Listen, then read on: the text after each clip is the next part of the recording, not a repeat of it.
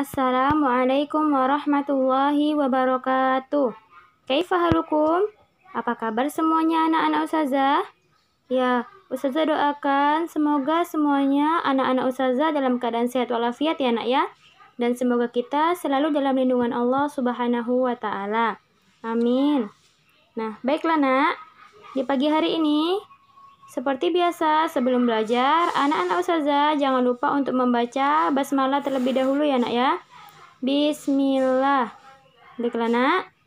Di pagi hari ini, Ustazah akan melanjutkan materi kita yang minggu lalu, yaitu tentang kisah Nabi Lut alaihi salam. Ya, anak-anak Ustazah masih ingat nak tentang kisah Nabi Lut?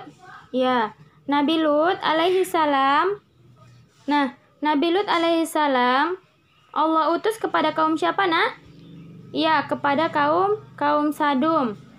Nah, di saat itu apa akhlak kaum Sadum itu nak kepada Nabi Lut? Ya, akhlaknya itu sangat buruk sekali ya nak ya. Mereka tidak mau mematuhi aturan yang Nabi Lut berikan. Termasuk juga siapa nak? Ya, termasuk istrinya ya nak ya. Istrinya juga berkhianat.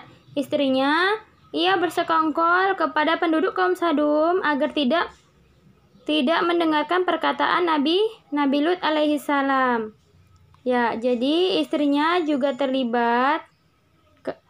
Akhlaknya tidak baik. Nah, selain akhlak istri Nabi Lut tidak baik, istrinya juga tidak mau beriman kepada Allah Subhanahu wa Ta'ala. Ya. Kemudian Allah Subhanahu wa Ta'ala mengutus tiga orang malaikat dalam bentuk apa nak? Dalam bentuk manusia yang rupawan, yang ganteng. Allah mengirimkan malaikat dalam bentuk manusia yang ganteng. Lalu mereka mampir ke mana nak? Iya, mampir ke rumah Nabi Ibrahim untuk menemui Nabi Ibrahim. Nabi Ibrahim alaihissalam mengira bahwa mereka adalah manusia biasa seperti halnya kita.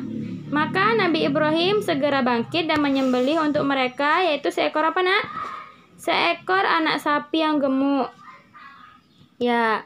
Nah, akan tetapi malaikat tidak mau makan nak. Ya.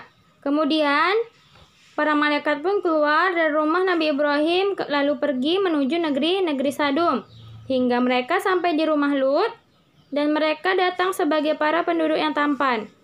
Saat Nabi Lut alaihissalam melihat mereka, maka Nabi Lut mengkhawatirkan keadaan mereka dan tidak ada yang mengetahui kedatangan mereka selain istri Nabi Lut.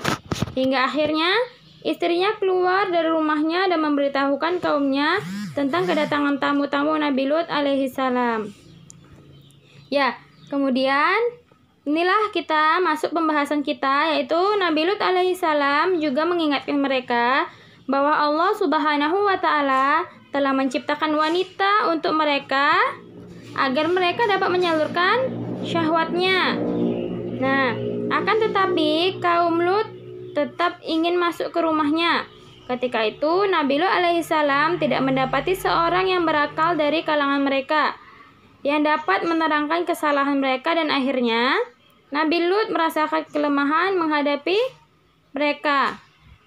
Ya, sambil Nabi Lut berkata, seandainya aku mempunyai kekuatan untuk menolakmu atau kalau aku dapat berlindung kepada keluarga yang kuat, tentu aku lakukan.